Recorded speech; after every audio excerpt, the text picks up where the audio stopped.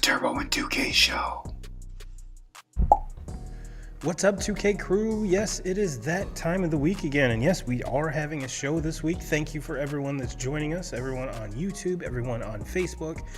And if you are catching this on either a replay or on the audio side, thank you. And if you are on YouTube, go ahead and hit the bell, hit the subscribe button, and yeah, hit the bell, drop us a comment. We'll feature you on the show. Let's get a conversation started, even over on Facebook. 2Ks, I posted on the Facebook page. I actually put it on here. It was a wild weekend on my end. Speaking about me, what was it that stuck out to you the most? And Miss Denise says, "Go Lions! Wow, T Swift is a big deal, I guess."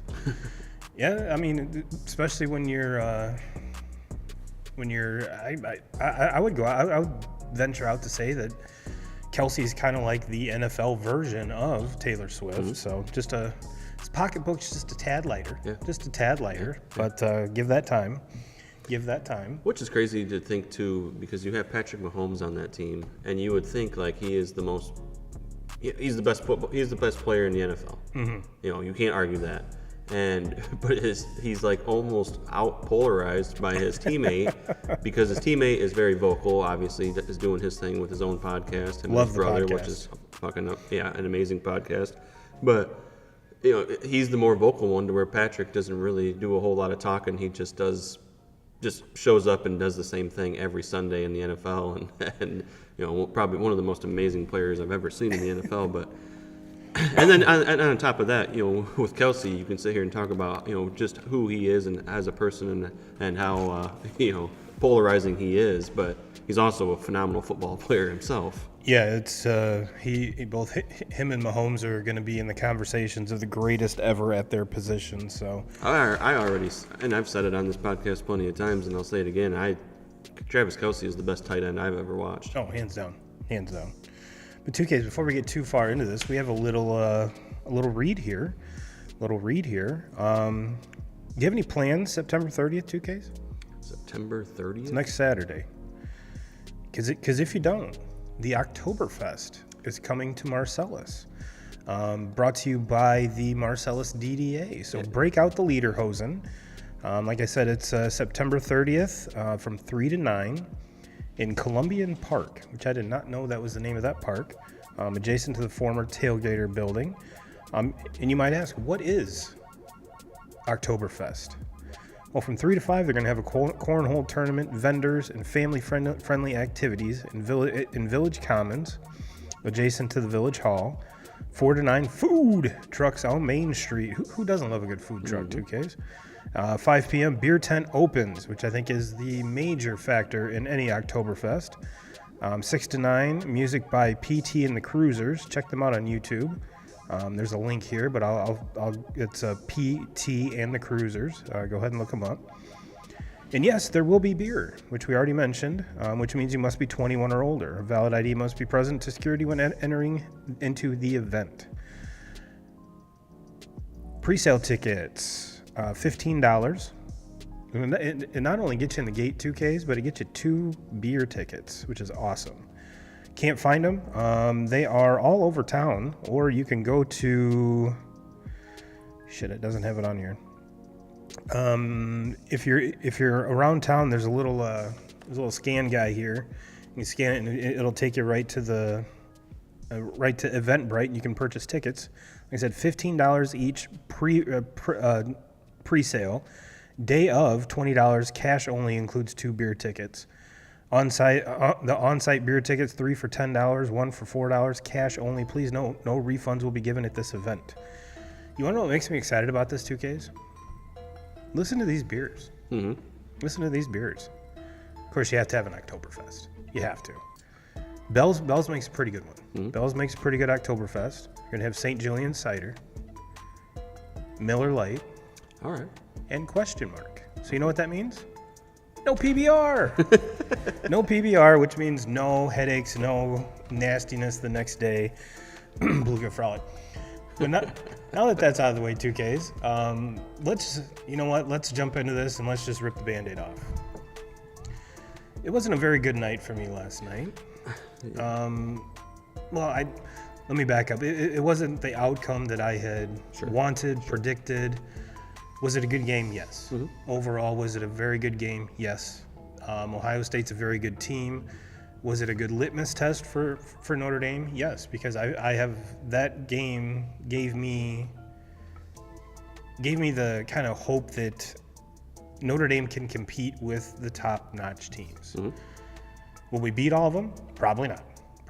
But to at least compete, which is vastly different from the last coaching era, mm-hmm. where we would get into games like this and just get blown out. Mm-hmm. But overall, I think the Irish played very good. Was there some slip-ups? Sure. There was a couple fourth downs that I think if we would have came away with field goals instead of trying to go for it, the outcome might be a little different. But, and obviously the 10 guys on the field at the very last play of the game, you would think with that many coaches, that many people on the sidelines, that type of stuff would just be mm-hmm. non-existent in 2023. Yeah. But there was a shit ton of recruits there. I mean, top recruits. Is it safe to say that, or is after losing this game, is Notre Dame window closed to win a national title in the next 5 years? No. I think this is the start of something amazing that Coach Freeman is putting together. Is it going to take more than 2 years? Yes. Did he catch lightning in a bottle getting Sam Hartman? Absolutely. Mm-hmm. Just the fit, what he brings to the table. The only thing that really worried me about Hartman was his passing yards. Mm-hmm. I mean, but then again, the score was 17-14. Sure. So yards were hard to come by. And probably the gold star in everyone's just in their hat is we pretty much contained Marvin Harrison Jr. When's the last time he had less than 50 yards receiving? However, Ibuki went off because in their tight end, good Lord, the dude catches everything. Yeah. But no, I was before we went live, I asked you. I said, did this Ohio State team kind of put on blast the inexperience of that Notre Dame receiving crew, or is this Ohio State defense pretty legit? I think the Ohio State defense is pretty legit. I think it's a difference. Them kind of getting kicked in the teeth a couple times in a row by Michigan last game of the season these last 2 years. I think they've kind of sat back, changed their identity a little bit, and this defense is completely different. I truly believe now. They're going to have to face some more high-profile offenses here, and we'll see how they hold up against those. Just because I think Notre Dame's defense is very, very good. Also, mm-hmm. I don't think Notre Dame's offense is very, very very high-powered. I think they can control the ball, they can control the tempo, they have a very good running game. But like you said, I think there is a lot of inexperience there at wide receiver. But we'll see how that goes. You talking about Notre Dame though? Not being done for the next 5 years. I don't think Notre Dame's done this year. I don't think so either. They have more good games on their schedule where they go out and they beat USC, they beat Clemson. We got to beat Duke this week. Beat Duke, a very good Duke team that they've been one of the better teams in college football throughout the beginning of this season. And the other thing I look at is there's not really a team that just sticks out to me right now as being overpowered, dominant. Like Georgia, they haven't played against anybody, but they haven't really, dominated their opponents. Number 2, Michigan, they haven't dominated anybody. Mm-hmm. If anything, I think they've kind of looked a little bit so far, where we're at this point, but they haven't played anybody either. Mm-hmm. Then you got Florida State. They had after their first win of the season against LSU, everybody was saying that they're a Final Four team. They haven't really been as good since then either. They won a close one yesterday in overtime. So they've slipped up a little bit. So they're just not a team that really sticks out to me to where I think there's going to be opportunity for teams with a loss to still get into that playoff. Now, what really intrigues me is that if the 12-team playoff was this year rather than next year, because like you said, there isn't that dominant powerhouse that we've seen in previous. Alabama. They are not the Alabama. There's a lot of question marks there. Their defense came came to the party yesterday and they looked really good on defense against Ole Miss, but there's some question marks on that offensive side of the ball and a quarterback especially to me. I don't think that Alabama's a team that is going to be competing for a playoff spot, especially with it only being 4 teams. Yeah, that's even the games that they've won have not looked pretty. No, and I mean they're going to face more really good offenses, obviously playing in the SEC. Sure. The rest of the season, so I don't think that they come out of this with only the one loss they have right now. I think they lose another one, possibly 2 more. Hell, they almost lost last week. They almost lost last week. And speaking of last week, I caught a lot of hate and a lot of shit from a lot of people going into the big house last week. And more or less wearing a Michigan shirt in the big house. Now, my mom didn't raise an idiot. Was I comfortable in said shirt? No. Will I wear it casually out and about? No. But when you go to a sporting event like that, and shout out to my boss Brad for hooking me up with the tickets. I mean, they were amazing tickets. And we got to see, I would have never known, but you told me that it was the first night game where they used the LED lights, which was fucking awesome. Which was awesome, by the way.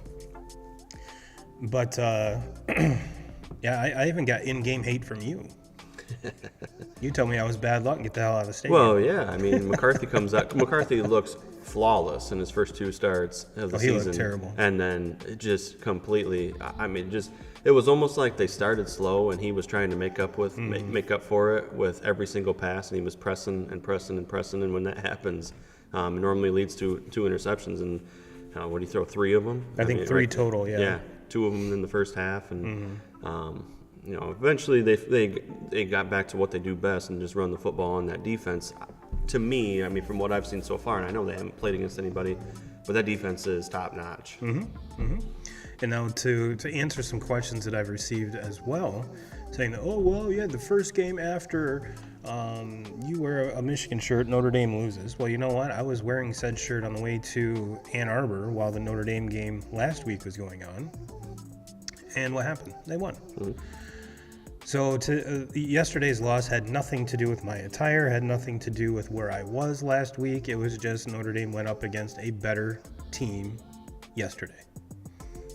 Now, what would really be cool is if somehow we could play that game 5 times and see who gets 3 out of 5. Yeah. That would be very interesting. Very interesting. One thing, and there was a lot of situations in that game last night, but it's almost a question that I have throughout all of football, because I notice it on Sundays watching NFL games. I notice it in college games.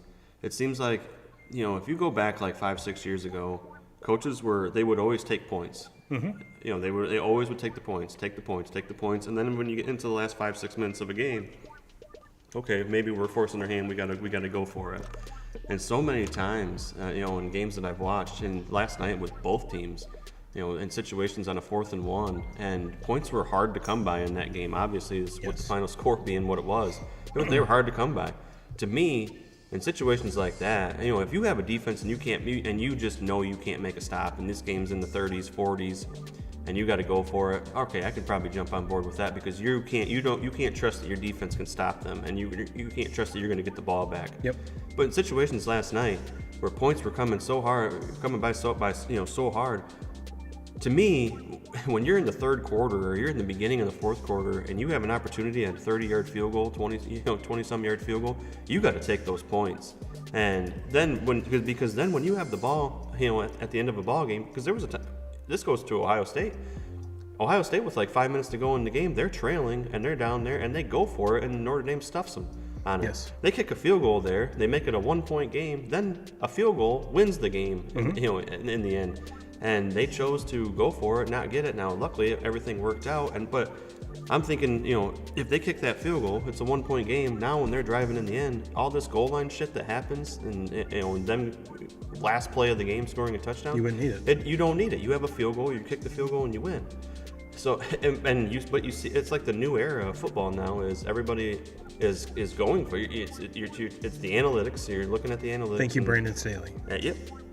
Which almost bit him in the ass today, yet again.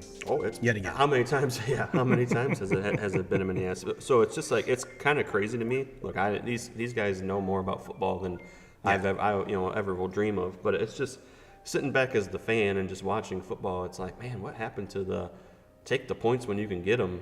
Well, Mentality. It it's just easy. seems like that's out the window now. 7's more than 3. That's what everyone says. But you know what? 3 is more than 0. Whoever says that argument tends to forget the second part of that. That yes, indeed, 3 is more than 0. But before we move on, I want to get my rant out, which I don't think I've even let you in on this. And then I've got one key question about this game, and then we'll move on to the rest of the college slate. And I actually have a tweet here. This is from Freeman Era on Twitter. Let me give you the kind of the backstory here, 2K, since you can't see the screen. Immediately after the game, Ryan Day goes up to the reporter and starts talking shit to Lou about Lou Holtz, what Lou Holtz said. So I got on Twitter and I'm like, fuck you. You are a grown-ass man, and you need motivation from an 80-year-old dude, and then proceed to talk shit about him on national TV? Come on. So, in which I got a lot of hate on that. But to all the people that said I was a crying bitch, fuck you too. I wasn't crying, I was pointing something out and just saying how immature and stupid it was. But Freeman Era shares quote tweets a tweet from Tyler Horka, and it's just a picture of Lou Holtz is in the house at Notre Dame Stadium. And Lou Holtz needs help to literally stand. Ryan Day, take that, you son of a bitch. Huh? What now, Lou? I mean, come on, really? I get it that Deion's kind of made it a cool thing now, where you take motivation from wherever you get it. But when you're taking motivation from not even an interview, this was on Pat McAfee show earlier on Friday. Sure. Ty Schmidt was dressed up as Lou Holtz, doing his Lou Holtz impersonation, interviewing Lou Holtz, that was a lot of lisp, and thank goodness no one was standing in the middle because they would have got drenched from both sides. But Lou Holtz basically said that Notre Dame was a stronger, more disciplined team than Ohio State. Said that Ryan Day really wasn't a good coach. Last I checked, Lou Holtz has a national championship. What now, Ryan Day? What now, huh? Come on now. Come on. If you're gonna throw shade, at least throw it correctly. So that's my rant. That's my rant. And yes, like I said, a lot of folks on Twitter decided to come at me on that, but I had a feeling it was coming. But then again, there's a lot not even Notre Dame fans that agreed with me. They're like, where did that come from? Yeah. That was completely uncalled for. Well, for one, just to start, you know how I feel about Ryan Day as it is. You know how I feel about really anybody involved with Ohio State. I think Jim Harbaugh said it perfect a couple years ago when they beat them, and he said that some people are born on third and think that they hit a triple. And that is Ryan Day in a nutshell to me. Yeah. Like, he was handed the keys to a Ferrari, and he stalled it out every year. And that is exactly what has happened. That team has stalled, and they have lost. And when you are putting yourself on national TV after a game and calling out Lou Holtz, that is a low spot in your career right there. Yeah. I mean, if you're that's like going and arguing with Lee Corso. Yeah. It's like, come on, man. Yeah. Well, I'm glad I'm not the only one that thought this was classless, and I mean, granted, had a few pops in me, so that probably fueled it a little bit. But I got on Twitter this morning, and there was a lot of folks backing me up, a lot of folks saying I was a cry bitch, but it is what it is. That's what people do on Twitter. Now, my question to you, 2Ks, and this is something because we did not watch the game together last night. We really didn't even get to talk about it up until 10 minutes ago. Well, I texted you last night. Yeah, and I was pissed. I texted with what was the last play of the game? Right before the last play of the game, I text you and what did it say? How you doing, buddy? No, what are you up to? Oh, yeah. What you up to? Being pissed off. It's pretty much. That was before. That was before the play even happened.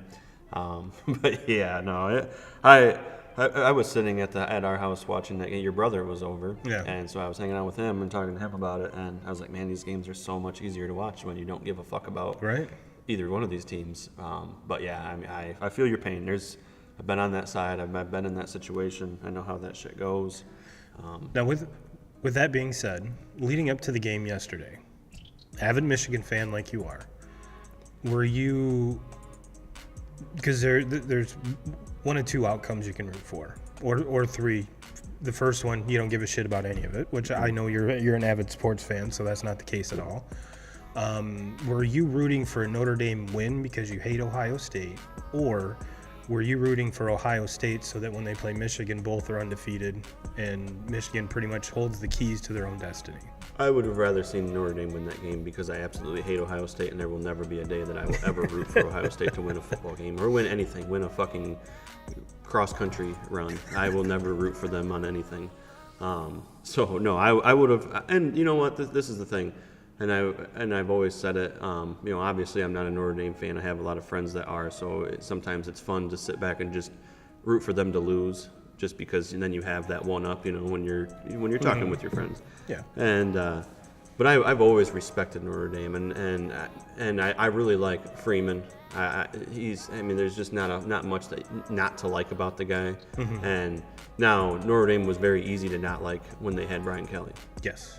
Brian Kelly, I did not like. I thought he was a fucking phony, and Notre Dame fans would defend that motherfucker. Me being one of them. Until all the time. And then when it all went down and he showed his true self, and then Notre Dame fans were like brokenhearted. And I think as an outsider looking at it, it was just like, how were you guys blind to this the whole time? It's easy. It's easy. And then once he got down to LSU and his family, which ironically enough, he's been down there for over a year, does not have the accent. No. Which is weird.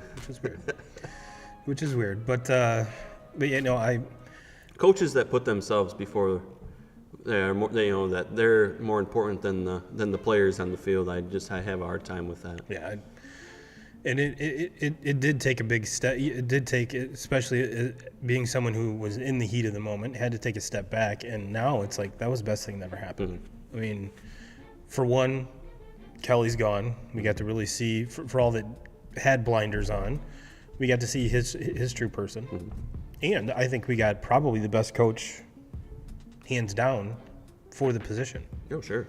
Yeah. And so, yeah, I phenomenal. I mean, Notre Dame's not going anywhere.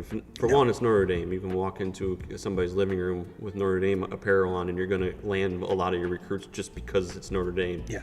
But he's a great recruiter, and because of that, they're always going to put a good team on the field. Yeah, and I'm really excited to see what CJ Carr can do here coming up in the future, and the kid Deuce that's the 2025 quarterback recruit. So I'm definitely not saying the door is closed on any national title hopes for the next 5 years, and like you mentioned, probably not even this year. But 2Ks, let's. Now that we're done beating that dead horse, and I got to get a lot off my chest. I now feel better. Let's hop around the. Actually, before we do that, let's look at the AP top 5 or top 25. Georgia remains on top. Michigan 2, Texas 3, Ohio State jumps to 4. Florida State drops to 5. Penn State up to 6. Washington 7. Man, they kicked the shit out of Michigan State, didn't they? USC 8, which I'm kind of shocked they dropped a little bit. Oregon up to 9. Oklahoma 10. No, it's Utah 10, excuse me. Notre Dame 11. Alabama 12. Again, Alabama out of the top 10 is not something we see all the time. Followed by LSU, Oklahoma, North Carolina, Washington State, Duke. Again, seeing Duke in the top 25 and is rather odd, but well-deserved.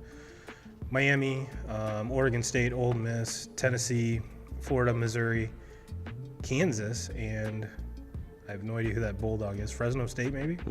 Okay. So just kind of an update as where we are here through week 5. And do I have any other ones? Nope. All the other tweets are for the NFL side of it.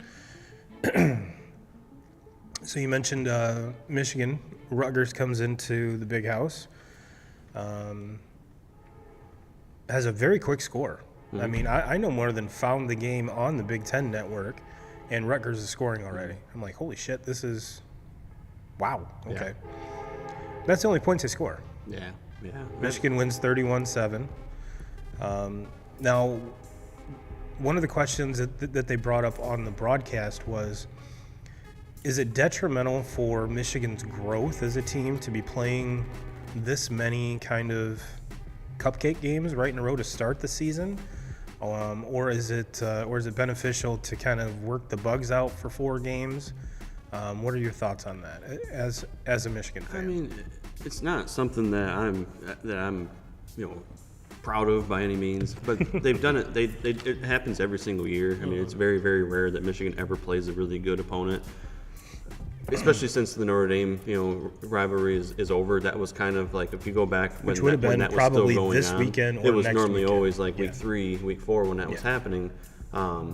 So that was kind of the the true test where you saw, okay, what is this team all about? What do they have? But I don't think it hurts them any. Like I said, they did it last year. They were fine. They went undefeated all the way up until the playoff. They did it the year before that. They did it. They had the slip-up game against Michigan State and lost that one. Then went on to beat Ohio State and make it to the playoff again that year. So I don't think it hurts them. I think I think it helps them. I think that in the beginning of the season, that the thing that we've seen so far with Michigan is. And I think it's why they haven't been covering a lot of their, if you're betting on them, they haven't been covering very much at all, is because you're seeing a lot of different players play. Yeah. They're not just playing, their 1s and their 2s. We're seeing a lot of 3s and 4s out there. Which is a good thing. And when what Michigan has showed so far, and not so much on the offensive side of the ball, because I think the offense has been kind of shaky to this point, but on the defensive side of the ball, is they can basically make a hockey shift out there on defensive line and in the secondary, and you don't really even notice a difference. That's how good they are, especially up front on that defensive line. But they're gonna, I think they got Nebraska next week, and after that they followed up. The Big Ten's just there's not a lot of really good teams in the Big Ten, and the way that their schedule is, they have a gauntlet of a schedule, Big Ten schedule, at the end of the year. That's when you're going to see them play against the Penn States. And obviously the Ohio State matchup, but then there's a Maryland game right in the middle of that. And Maryland, I did not know up until this weekend team too. That Maryland's offense was as dominant as they are. Yeah, Tua's little brother is he's still there. Yeah. Wow. Yeah, and I mean they just beat the brakes off of Michigan State yesterday. Seems like he's been there longer than Bo Nix has been in college, which goes to say something. But yeah, Michigan really isn't tested. 31-7. We already talked about Ohio State, Notre Dame at length. Georgia takes care of UAB 49-21. Texas 38-6 over Baylor. You kind of mentioned the Florida State Clemson game. Florida State wins in overtime 31-24. I was watching that game, and honestly, I was kind of shocked at how close it really was, because I mean, obviously it went into overtime. But how cool would it? Did you watch the end of that game, 2Ks, with the kicker and his story? Did you catch that? That was super cool. I had no idea, so of course I was rooting for him, and he shanks it. So then they go into overtime and ultimately lose. But Florida State takes care of Clemson 31-24. Clemson again with 2 losses. USC handles Arizona State. To me, the shocker in the Big Ten 2Ks is Penn State shutting out Iowa. I mean, you would have thought at least Iowa's defense would have got 1 touchdown. Let me look at the box score on this one. Iowa's offense is exactly what it's been. Holy shit. They held Cade McNamara 5 completions for 42 yards. Yeah. They have... and not that Cade McNamara is a world beater by any means. I think he's a step up from some of the quarterbacks that Iowa's had here in recent years. Down. But they have no receivers, no tight. I mean, they just have nobody that can gain any separation at all. Are you shitting me? They had 76 total yards of offense. Wow. I don't understand. That's crazy. How that offense has been what it has been in how many years in a row, and to never make any changes on that staff. Like, Well, that offense has been broke for years now, and a very, very good defense. the offensive coordinator is the son of the coach. Go figure. Go figure. It's got to be an irritating feeling to be a Hawkeye fan because, yeah, that shit wouldn't fly anywhere else. No. Washington takes care of Cal, 59-32. Not a shocker here, but I was definitely pulling for Colorado just because I've jumped on the Deion bandwagon. But when it came to playing real opponents, I'm so fucking sick of it already. Like, and you know how I feel about primetime. I love prime, and I always have, but I'm just fucking sick of it. They hadn't played against anybody. You know, TCU was. I understand that they were in the playoff, but there couldn't have been a better matchup for Colorado to start the season off because people think that they're good just because they were in the playoff last year, even though they lost basically that entire fucking team. And everybody knows TCU can't stop anybody. So going into that game, it was just a fucking field day for Colorado's offense and Colorado's defense. They can't stop anybody either, so they couldn't stop TCU. And so that game was just a complete shootout. And then after the Colorado State game last week, you know, Colorado State isn't worth a shit. Michigan, we talk about Michigan's cupcake-ass schedule every single year. Well, their first game of the season last year was Colorado State when it was 50-3. Michigan beat them 50-3. You know, they didn't need an overtime like Colorado needed to. So this fucking, like, I understand primetime and everything that he brings to the table, and obviously all the celebrities at these games, but give it a fucking break. And that shit yesterday, Oregon could have put up 100 points on that. I'm surprised they didn't. And just for the shut up moment, because that pregame speech that Oregon's coach has. Yeah. Look, he didn't gain a whole lot of friends, you know, with that speech. So I think it was probably a smart move on his part to do it pregame. To just call the dogs off at the beginning of the third quarter, because if he would have did what, you know, a lot of other coaches would have done, man, he would have been the talk of everything today. So I think it was a wise move to just do what he did, because like I said, if he really wanted to, they could have flirted with 100 points, because that's how bad Colorado's defense is. And for those of you that missed the pregame speech, it went along the lines of, he says they're playing for clicks, we're playing for wins. So I mean, and he's not wrong. He's not wrong.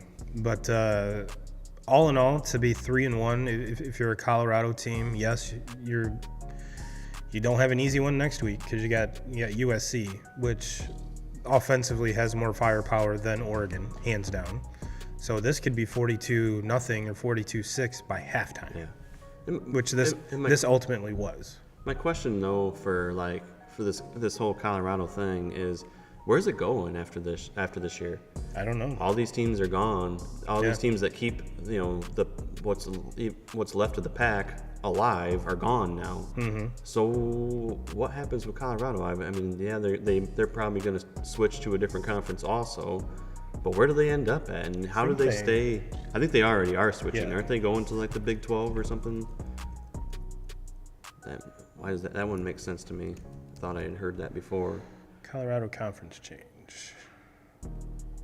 Big 12. Yeah, that's what I thought. Yep. But so it's just how do they stay afloat? Because with the way things are changing, it's the Big 10 and the SEC and everybody else. Yeah. And so combination of the ACC and the Big 12. Yeah. And they are, and it showed yesterday. And I think Oregon is really good. I think Oregon's a team that we could potentially see in the playoff.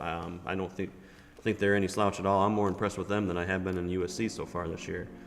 So I think very, very highly of Oregon. But like, I don't see next week being any different for Colorado. No. And I think USC is going to beat the shit out of them. Yes. And I last week's blog was centered around Colorado, and I said, it's rubber's going to meet the road starting this week. You have a gauntlet of a schedule. And came out with some winnable games, and for a 1-win team last year to have 3 already is a success. Now, did Deion bring a lot of this on himself and the team? Absolutely, 100%, every bit of it.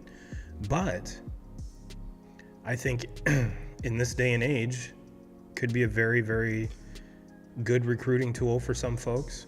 Not saying I'm not saying it's everyone's cup of tea, but I don't know. I don't know. I'm not buying into it as much. Like he said after the game, like, you better get me now because this is your chance. You know, you better get me now. And I'm like, how are they going to get much better? Like, his son's not going to be the quarterback much longer, and I'm hard pressed to say that they're going to find a better quarterback than him. Yeah. You know, to get for that system, like your best quarterbacks are going elsewhere. Yeah. They're not going to go. They're going to be wanting to play in the Big Ten and the SEC, and you're not going to get a better athlete than Travis Hunter. Which is a shame he was out. Not that he would have made a damn bit of difference in the outcome. He was the number one recruit in the nation and ended up there just because of all the money that was thrown around and the Deion thing. But I just don't see that happening very often. I mean, you might get one or two of those, but I don't think that's gonna be a thing. So I don't know. Do you see Deion staying at Colorado for a long time? No. Now there's rumors that are going around because him and a very established SEC coach have commercials together, and it's rumored that maybe he takes over for Saban when Saban's done. I'm not saying that's where it's going to go, but I mean, it only takes just one ridiculous internet sleuth to put 2 and 2 together and get you that. But let's keep rolling here. 2Ks. Utah handles UCLA in a close one, 14-7. Utah again without their starting quarterback. He hasn't played yet all year, so it'll be interesting. The backup's been kind of holding serve, so hopefully that kid can get back soon. LSU in a squeaker against Arkansas. I was watching this watching the score, and it was 34-31. It was close all the way down to the end. Brian Kelly gets through with the skin of his teeth to an Arkansas team that I didn't really think that was that good this year. We already talked about Saban. He won 24-10 over Lane Kiffin and Ole Miss. The battle of the Pac-2, Washington State beats Oregon State 38-35. And let's see here. There's a ton of other ones here. That's kind of the last close one there, 2Ks. North Carolina handles Pitt 41-27 or 41-24. Duke beats UConn 41-7. Miami beats Temple 41-7. Tennessee over UTSA 45-14. Florida beats Charlotte 22-7. So that's your recap there. Anything that really stood out? I mean, there really wasn't a whole lot of upsets, I guess you could say. Just because the Ohio State game pushed. I mean, I saw it walk to 4 at one point and down to 2.5, but pretty much stayed kind of even keel on 3.5. So if you did get it for 3.5, and you took the points, you won. Otherwise, you pushed. And speaking of bets here, 2Ks, this will be a good. I did not make one. I did not make a slide, so we'll just go over it here. I did post it on the Facebook group, so if you're not a part of the 2K Crew group on Facebook, facebook.com/group/2K Crew. I posted mine in 2K's parlay for Sunday Night Football. Devontae's off to a good start. Yeah, I picked Devontae Adams over 5.5 receptions. He has 4 currently. George Pickens over 4.5 total receptions. Whoops. You took Josh Jacobs anytime touchdown score and Jaylen Warren over 17.5 receiving yards. I'm assuming that, and Vegas is up 7-0. 7-0. So plenty of time for those to hit. And if you guys do want to follow us and get in on some of these, 2Ks and I we'll ride a hot streak there for a while, and then we go stone cold. So I wouldn't say ride us till the death, but definitely, and like I posted in the group, go ahead and ride along with us to make this kind of shitty Sunday night game a little bit more interesting. Speaking of the NFL 2Ks, let's hop over here and start off with the game that caused the thumbnail of the show. Now, I thought that For those of you that don't know, and if you don't know, I'm shocked. You must not have been on any social media or watched any TV today. Taylor Swift was in the suite in Arrowhead, ironically enough, sitting next to Travis Kelsey's mother. Mm-hmm. And the rumors have been abound, and even on Pat McAfee's show, Jason said that yes, they were dating, even though Travis said they weren't. He just said that I sent her DM and said, I watched you put on one hell of a show in Arrowhead. Why don't you come see me put on one hell of a show? She does show up. I get a little greedy and take Travis Kelsey 2 or more touchdowns for plus 500. Mm-hmm. He only gets 1. But he had to get 1. You knew he had to get 1, and he didn't have one at halftime. No, that he game didn't. was already over at halftime, yes. And he comes out and gets 1 right off the bat, and it was like, I'm sure that obviously it wasn't like a very serious halftime. You already knew the game was in the bag. They looked fucking phenomenal in the first half, just doing what they always do. So I'm guessing that they were probably hit the drawing board at halftime just to set up that Travis Kelsey touchdown. And it's funny you mentioned that because Paul Pabst from the Dan Patrick Show tweeted, the way this is going, Andy Reid can let Kelsey shower up at halftime and head upstairs. And ironically enough, my tweet from a minute prior to that said, can the Bears fire the entire coaching staff at halftime? Because that game was absolutely terrible. Chiefs win 41-10. However, kind of a little scary moment in there, 2Ks, when Mahomes' ankle gets nicked up. I was actually shocked to see him play at all in the second half. It seems like that shit happens, though. How many times have you seen Mahomes limping over to the sideline, grimacing in pain, and you think oh, we got this guy, yeah. And then he just fucking throws 3 more touchdowns on you and hobbles all over the field and rushes for 30, 40 yards and gets out of the sack 3 or 4 times. But he didn't need to in this game. It's so fucking frustrating playing against him in fantasy football. And he after the first drive of the game, he's limping over the sideline. You're like, oh, I fucking got this. I got this. Nope. And then he just makes you look like a complete fucking fool and throws so many touchdown passes that are not needed. No. How many times does he throw a touchdown pass when they're up by 3 scores and just throws another one on you just to fucking make you feel even worse about your fantasy team? Now, what I thought interesting was, obviously, I guarantee the whole team and coaching staff knew of Miss Swift up in the box. And the first probably 3 or 4 touchdowns were rushing touchdowns. Mm-hmm. It's maybe a little jealousy from Mr. Mahomes. I mean, possibly, but I highly doubt it. But good on you, Trav. Good on you. Brownies 2Ks, 27-3 over the Titans. I'll be the first to admit I barely have watched either one of these teams. I do know that Deshaun Watson has played like garbage leading up to this game. Let's check the box score. Browns. He went 289, 2 touchdowns. Yeah. So did not play horribly. Wow, Derrick Henry only had 20 yards rushing. For those of you that had him on your fantasy team, you're probably not happy. Kind of a big dick game here, 2Ks. Lions over the Falcons, 20-6. I watched the entire game of this, and the score didn't really indicate how dominant the Lions were over the Falcons. Now, granted, the Falcons came in at 2-0. The Lions came in at 1-1. And I kind of expected a little bit of a closer game. I think I'm allergic to talking about the Lions. But the Lions do what they had to do. Defense played great. Offense played very good. So if you're a Lions fan, you were definitely, I'm sure Joe Mater was very ecstatic about this game. And really a big bounce back game for the Lions.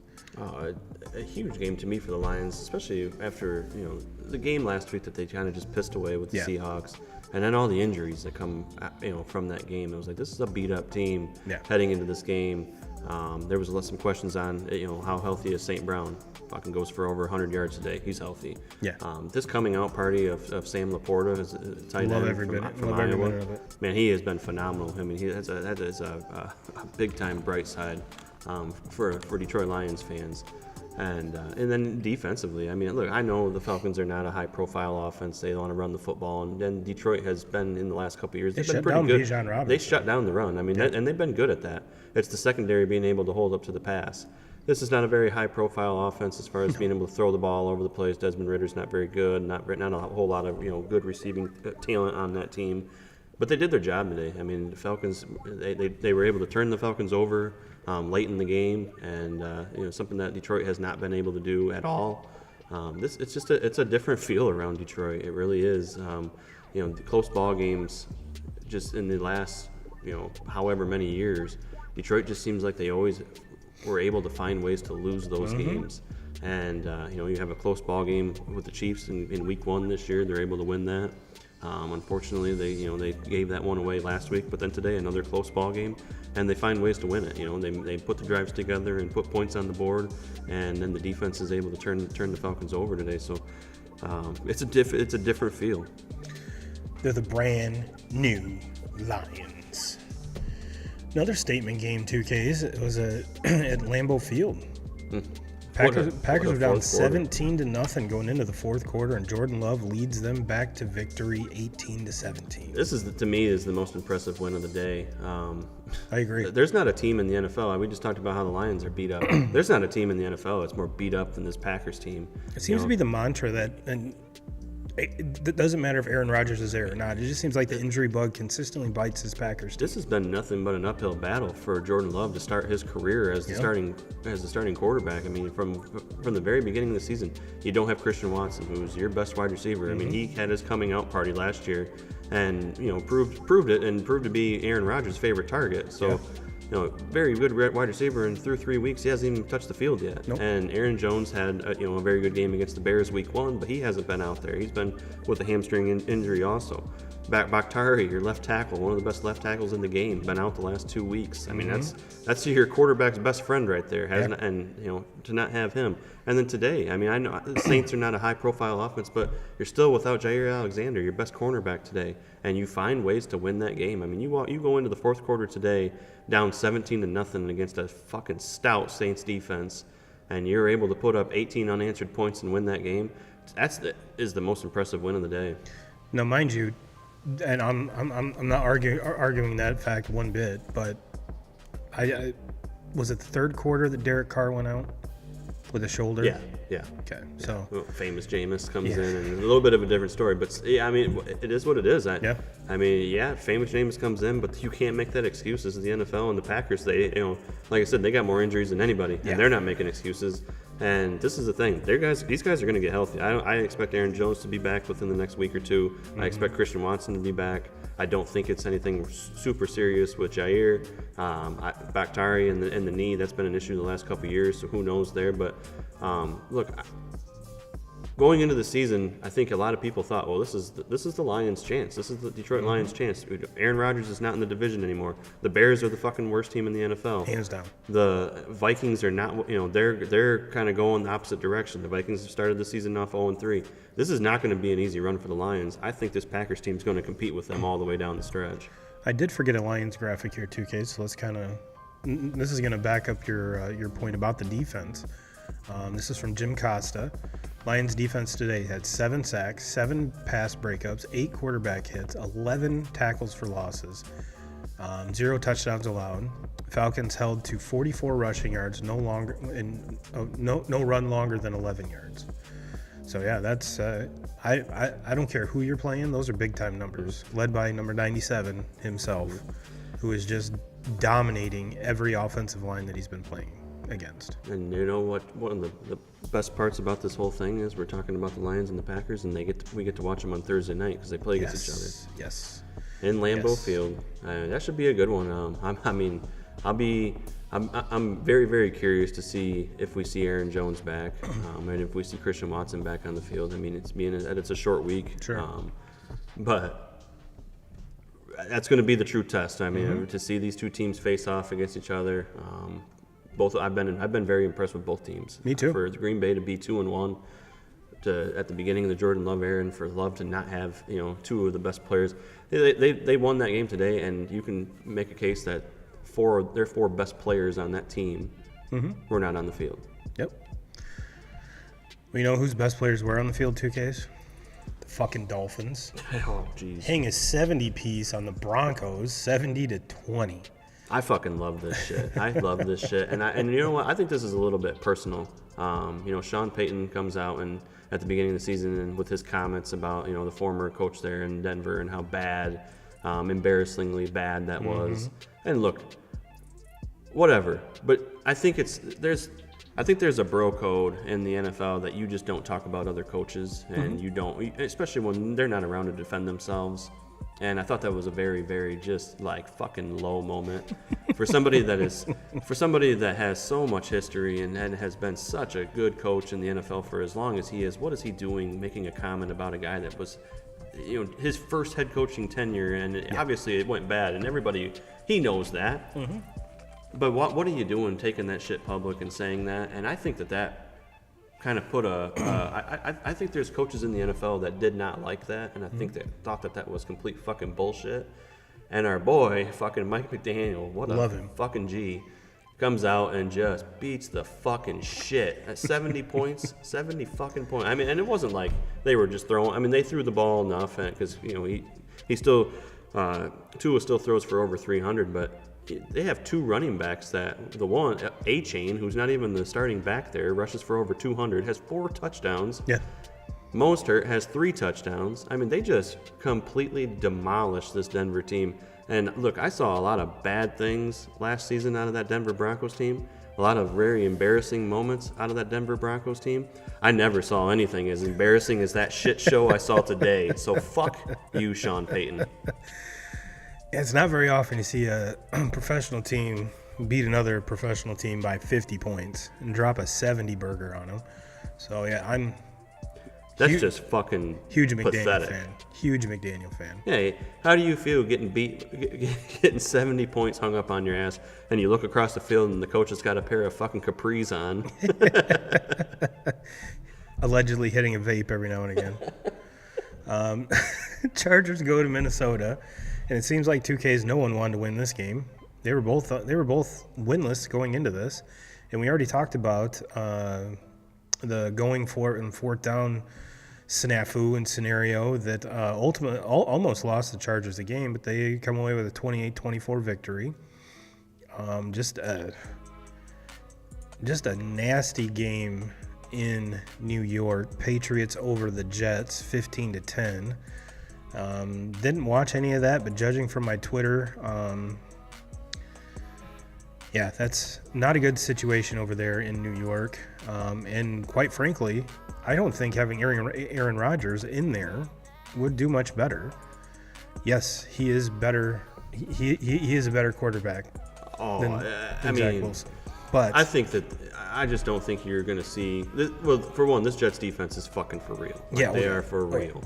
But I think the whole, and it's hard not to have this happen, but when a quarterback as good as Aaron Rodgers goes down, I think it's hard for every single position group in the whole system not to just take a step back. Sure. I think the expectations this season, I know the expectations this season where our defense is good enough to win it all. And with Aaron Rodgers as your quarterback, you have to expect your offense is good enough to win it all also. And they have the pieces to do it, except for the offensive line. Yeah, the offensive line was the only thing that going into it that was bad. But when you have a very, very good quarterback that's known for getting rid of the ball and getting rid of the ball really quick, that you can make up for that a little bit. And unfortunately, the way that things played out is, I don't give a fuck because I hate the Jets, but I just think this whole team has taken a step back all through. I don't think the defense has been as good. I think, and on top of that, Zach Wilson is the worst quarterback in the NFL. Yeah, well, maybe Justin Fields. Justin Fields has some excuses because he's got dog shit for coaches. Yeah, I don't think the coaching staff with the Jets is that bad. But oh man, Zach Wilson is fucking terrible. Yes, he is. And the thing is, when you suck that bad, take the fucking bandana off your head and all that shit, and just go out there and look like somebody that sucks. Don't try to church it up and make yourself look like you're fucking good, because that is awful. Look like someone who sucks. I love it. Bills have a big bounce-back game against the Commanders, 37-3. Kind of the Bills team that we were all kind of expecting throughout, leading into this game. I think the Bills might have exposed the Commanders for not being as good as they actually are, because the Bills came into this game 1-1, Commanders 2-0, and Bills dropped dick. And speaking of dropping dick, 2Ks, is this Texans team for real? It beat the Jags 37-17, and we were talking about. Let me see if I can grab this here. Nope, it's gone. But Adam Schefter tweeted that C.J. Stroud is one of like 5 quarterbacks in their first 3 starts to throw for over 900 yards. He goes 20 for 30, 280, 2 touchdowns in a 37-17 victory against the Jacksonville Jags. Which, I mean, yes, I get it any given Sunday. Mm-hmm. I get that. But this Jags team, 2Ks, I thought was going to be better than this. I thought they're going to be better. Another year, Trevor Lawrence take that next step. I mean, they had a playoff win last year. You got a healthy ETN, which goes for almost 100 yards today. You've got a plethora of wide receivers to throw to, and even when healthy, Evan Ingram is one of the best tight ends in the league. Christian Kirk, ETN out of the backfield. Calvin Ridley. I mean, it seems like the weapons are there. They're very, in my opinion, very well coached. It's just I'm definitely not in on are the Texans real, but I definitely think there's something going on that we might want to keep an eye on down there in Jacksonville. Yeah, well, I'll tell you, there's no question they got the best quarterback. There's no question there because C.J. Stroud has been. I don't like praising Ohio. I don't like praising Buckeyes, but he's been damn good. Damn good to this point. And I think the change with DeMeco Ryans. DeMeco Ryans becoming the head coach there, I think has changed that whole thing around. It looks like a team that I don't think they're very good right now, but man, they're gonna play everything down and they're gonna play hard and to the end of all these games. And this isn't going to be an embarrassing team that only wins a couple games this season. I think this is a team that wins, 5 or 6 games. Yeah, I'm right there with you. I think they got the the boat going in the right direction. That's for sure. Speaking of rookie quarterbacks, 2Ks, the Colts are without Anthony Richardson today. Get a big win against the Ravens in Baltimore, 22-19. Pretty much the star of the show here is Matt Gay, who was unconscious kicking the ball. But Gardner Minshew does his thing and gets a big win there. Seahawks over the Panthers, 37-27. And what happened to your boys, 2Ks? What happened to your boys? They just looked bad. This is the thing. Dallas does this shit all the time. They look really, really good for 2 or 3 weeks in a row, like maybe the best team in the NFL. Yeah.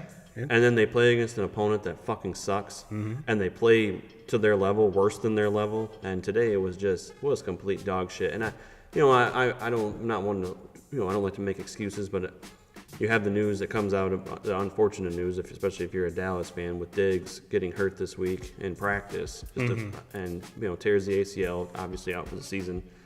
I think it's very easy to just come out and lay an egg after something major like that happens, especially one of the best cornerbacks in the league. Yeah.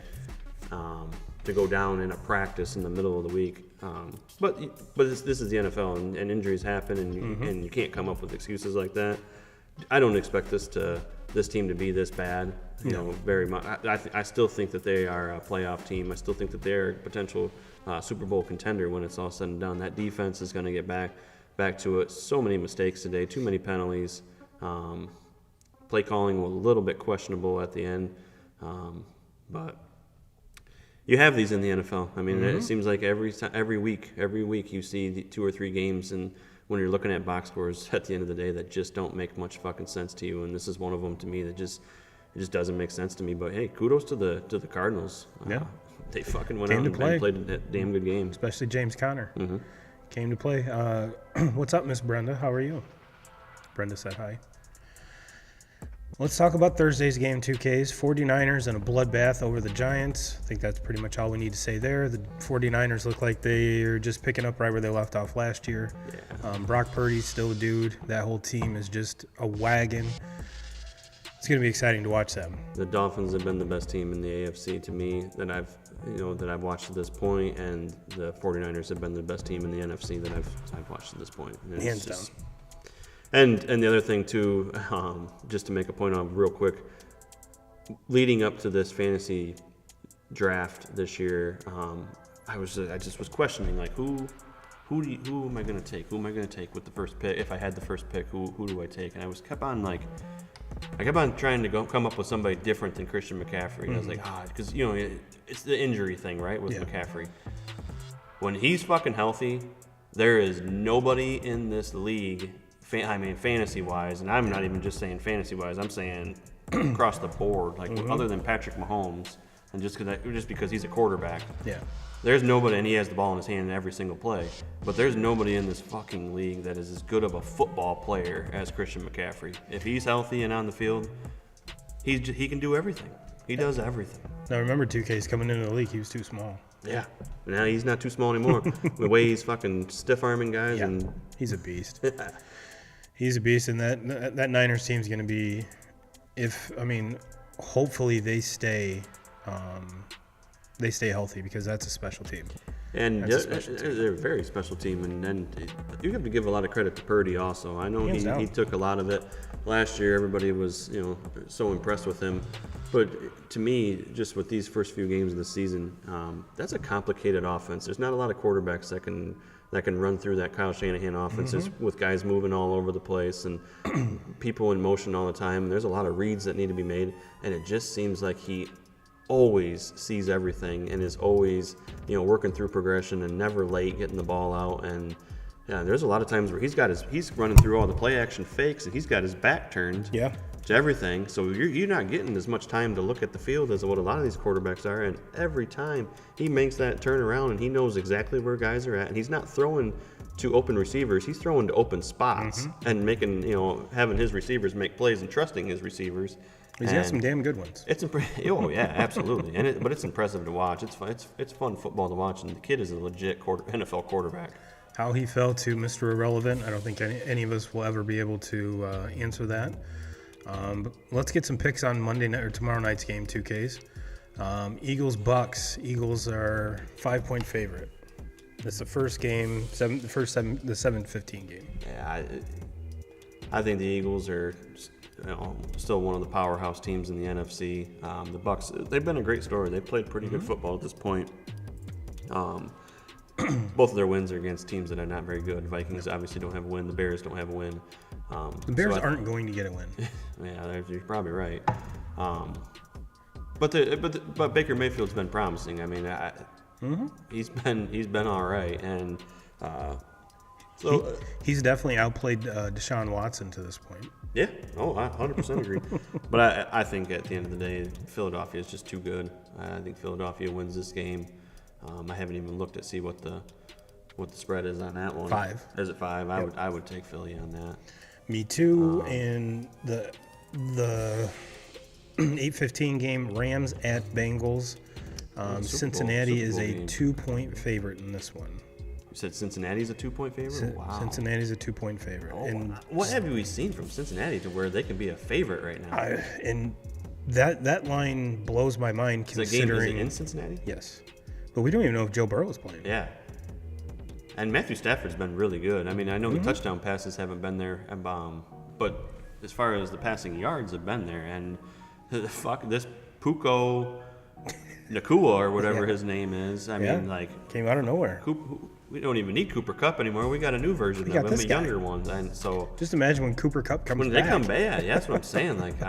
That's kind of like, I don't want to just throw my hand away, but I got Lamar Jackson in our podcast league, so I'm not really worried about it. But in a lot of leagues, Stafford's available to pick up, and if you have a quarterback like Justin Fields that you drafted and you're looking like shit, I think Stafford's somebody that you look at just because Cooper Kupp's got to be back here soon. Look, the touchdown passes are going to come, But it just seems like to this point he's throwing for 300. He's throwing the football a lot. He looks good. I mean, the guy can sling the football better than just about everybody in the league. So Eckler is still questionable for this game as well. No, I think I'm going to roll with the Rams here. The Bengals have been complete fucking dog shit, and I can't come up with anything positive about them to this point. Now, I think eventually they're going to play their way out of this, and I still think that they're, a playoff caliber team, especially when you got Joe Burrow, Jamar Chase, T. Higgins, Joe Mixon. I mean, there's just too many good names in this offense. Eventually they're going to get it.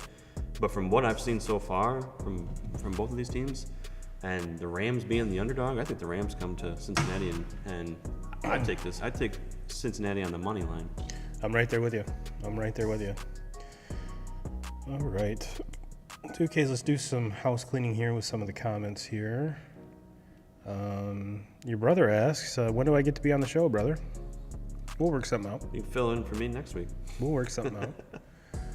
AJ from YouTube says that I need to change the title. It's Jason, not Travis. Or it's not Jason, it's Travis. Thank you, sir. I will go ahead and change that. Stupid AI developed titles. Brenda says, I'm good. Happy the Pack played well today. I didn't know Brenda was a Packers fan.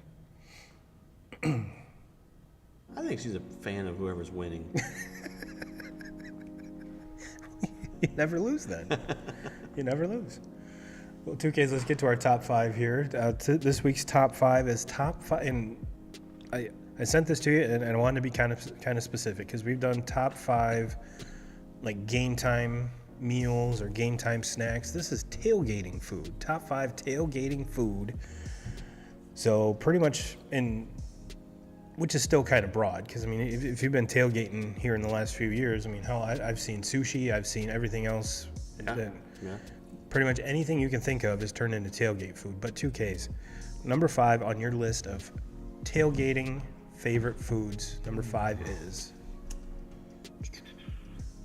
I'll go hot dogs. Hot dogs? Okay. Yeah. I mean, can't go wrong. Simple, easy. Mm-hmm. Can't go wrong. It's every barbecue food. It's portable. Anything. Yeah, portable. Absolutely. You can have one hand on a beverage, one hand on a dog. Yeah. My number 5, I'm going to go with the walking taco for the same reasons. I mean, you eat it in the bag. So easy to make. Yes, and always good because you can put whatever you want to on it. So yeah, love me a good walking taco. You're number 4. Number 4. I'm going to go the next step up from a hot dog. I'm going to go with bratwurst. Can't go wrong with a brat either. Can't go wrong with a brat. Brenda does want to come in and says, no, my dad was a big Packers fan. He thought Vince Lombardi was the best coach ever. I have watched the Packers for 60 years, you punk. Love it. My number 4, let's see. My number 4 is going to be, I'm going to go chips and queso. Chips and queso. My mom makes probably some of the best cheese dip in the world, which is why I say that. Even though the chips part are not really diabetic friendly, but sometimes you got to splurge a little bit. You're number 3, 2Ks. Yeah, I'm going to kind of go right up there with you. I'm not. I mean, chips and queso, one of them. I'm going to just say any chip dip, anything. Yeah, I can. I'm one of those people that especially like today. I mean, I'm not even tailgating. I'm just sitting at my house watching football all day long. But I'm eating every single kind of chip dip I can find in the house, or I'm making all these random kinds of chip dip, and that's what we eat for lunch and a lot of times dinner too. Now, are you bougie AF and go like a spinach artichoke, or are you just like French onion? No, I'm more like French onion. Oh, but like today I did I actually put a little cream cheese, ranch, and hot sauce in the crock pot, so we had like a buffalo chicken dip. Look at you! Yeah. Look at you, Betty Crocker. You just throw it all in there and just forget about it for a couple hours, and like, oh, what's that smell? Set it, shit, forget that's it. That dip I made. Set it, forget it. My number 3, I got to go with the brat. I got to go with the brat. There's so many layers to brats, and now there's so many options when it comes to brats. If you want the best brats, go next door here to Ron Terrell at Terrell's Market. Makes his own. Highly suggest the mushroom Swiss. Those from Swiss are really good. You're number 2, 2Ks. Number 2, cheeseburger. Give me Gotta a burger. love a burger. Oh. Again, options are endless. It just seems like the burger is the perfect thing too, because when obviously tailgating, you're drinking beers. The cheeseburger just goes with the beer better than anything. So. What are we on? 3? 2. My number 2. I gotta go sub here. Okay. You get like the big Subway giant sub, cut you a little bit off, throw some mayonnaise or mustard on it. I just can't. You know me now, like, well enough. I just can't do things that are cold. You're so weird. So. You're so weird. If it's like a Philly, like give me a Philly cheesesteak or something like that, that might be my possible number 1. But you gotta bouge it up. Anything cold, I can't jump on board with. Well, 2Ks, let's not let the listeners wait any longer. What is your number 1 tailgating food? Number 1 is easy to me.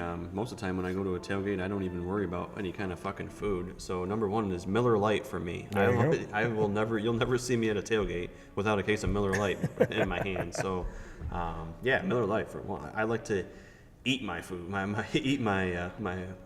drink your dinner. Drink my dinner, whatever it is. Most of the time, if we're tailgating, it's breakfast, or maybe an early lunch. So, because you guys have a ton of noon games. Yes, you guys have a ton of noon games. Mine is something very, very special, and I want to give a big shout out to Mr. Craig Cook. When we used to go tailgating down at Notre Dame, he would make some of the most fantastic potato soup for the last home game of the year. It was usually like the Boston College game, somewhere in there. Oh my God, dude would make 5 gallons of it, and if you didn't get any within the first 10 minutes, you didn't get any. And it was, and at that point of the year, usually it's chilly enough where soup is a very good thing. Now, is it as portable and as kind of accessorized as like a burger or a hot dog or brat? No. But when it takes like hours to make it, yeah. And I want to give a big shout out to Craig Cook on that one for spoiling all of us at the tailgate with your phenomenal potato soup. Well, 2Ks, I think that about wraps it up, my man. We kind of gave the listeners a little bit longer, which is okay because you, my friend, will be is Miggy's last game is Sunday? Yeah, I would be at Comerica Park next Sunday for Miggy's last game. Give him a big. I mean, hell, you and Chell can splurge and get him the same thing that the A's gave him. Yeah. What a fucking joke that was, right? $80 bottle of wine. $80 bottle of wine. To a recovering alcoholic. Yeah. Like, I don't know. I think that could have been. Really wasn't. I think it was like, oh shit, Miggy's in town? Oh, crap. We better fucking get him something. Now, on the other side of that, A's fans, if they would have gave him something kind of extraordinary and awesome, would have been like, yeah, you can give Miguel Cabrera that, but you can't make a stadium here. You have to move it to Vegas. So were they in a tough spot? Sure, but if there's anything that we've learned too here in the last few years about Oakland is they're very, very fucking cheap. Yeah. So yeah, it's pretty much fucking par for the course. Yeah, because if we made a list of players that were on that Oakland A's team, if they would have kept them, they probably would be challenging for an American League pennant because they let so many good players go. Yeah. So many good players. But 2K Crew, that is for a whole other show, which we probably will do leading up to the baseball season. And no, we have not forgotten about baseball. It's just that NFL and college is new. It's good. It's here. And we will probably get to, once the playoffs start, we'll do playoff baseball just same as we do football. So hang in there, baseball fans. Baseball is in our blood. So don't ever think that we're hating on baseball. It's just that there's a new toy that we want to play with, and eventually we'll get back to the old toy. Yeah, I know that. I mean, it's no secret. I think a majority of the people that listen to us enjoy listening to us talk about football over everything else. I tell you what, oddly enough, usually our baseball episodes get more pop than our football. Really? Yeah. We have a very good baseball crew here, and Brenda wants to chime in. It says it's been a thin slice of heaven, boys. Go blue. Thank you, Brenda. Thank you. Everybody else, we'll get you out of here on that. Everyone have a great week. And we will see you next week. And as always, Jim Rome, we're coming for you.